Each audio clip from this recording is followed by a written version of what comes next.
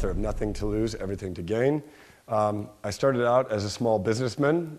My first company I started, 24/7 Tech, when I was about 19 years old.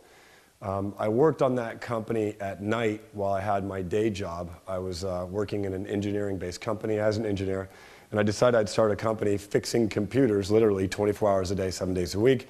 And I worked on my business plan. I worked on the idea of my business at night while I was at home. So that's tip number one. If you're just starting out, work at home. Take all of your spare time, sacrifice any time you possibly can, and work on the idea, the business plan, the logo, the contracts you're going to need to get into business, and so forth. That's tip number one.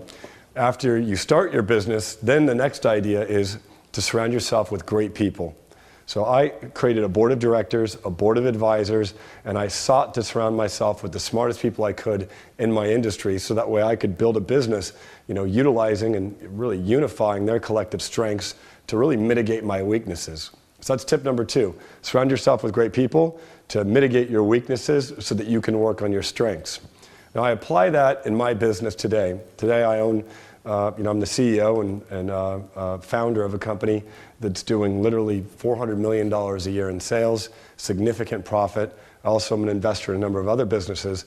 And I still utilize that same advice that I gave myself and I learned literally from my venture capitalists and my advisors, which was surround yourself with great people. And I do that in every company, whether I'm an angel investor in it or I'm running it myself. I look to surround myself with great people. We have a mantra at ViSalus that we only hire A players. The reason why is an A player will hire other A players, but a B player will tend to hire C players, and a C player will hire D players.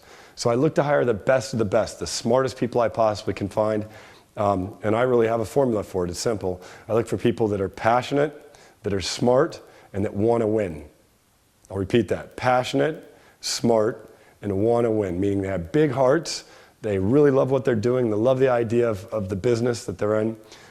They want to win, meaning they have a competitive drive in them, and they're smart. They're going to make smart decisions along the way. And that's really my hiring mantra.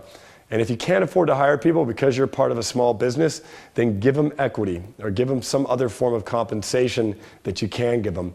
I've always built every company utilizing equity as my number one form of compensation to get people around me that are smarter than me and many times much more expensive than I was at the time.